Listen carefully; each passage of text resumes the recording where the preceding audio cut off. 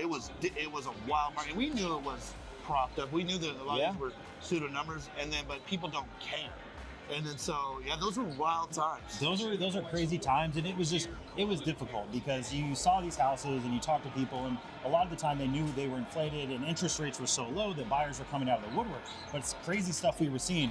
Waived inspections, which is really hard, but if you want to buy a house, then that's essentially what you had to do. Then a lot of people would, inspect the house afterwards. You were seeing non-refundable earnest money released to the seller immediately, which is insane. So let's say, you want to buy a house, you're working, you're doing this, you work for Microsoft or something, you're in contract, you get a house, but you've waived financing, you waived appraisal, you lose your job, you couldn't get your earnest money back via the financing contingency. Your money was released to the seller. If you walked away, they kept their earnest money, which was a really, really tough time.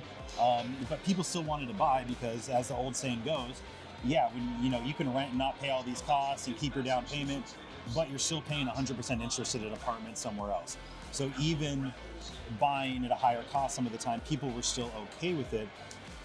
You have to be a very good steward and talk to your people and say, hey, listen, it is an expensive market right there. Let them know the terms and realize their goal. If they say they're going to be in there in 1 and 2 years, well, it's going to be really difficult to get that equity back.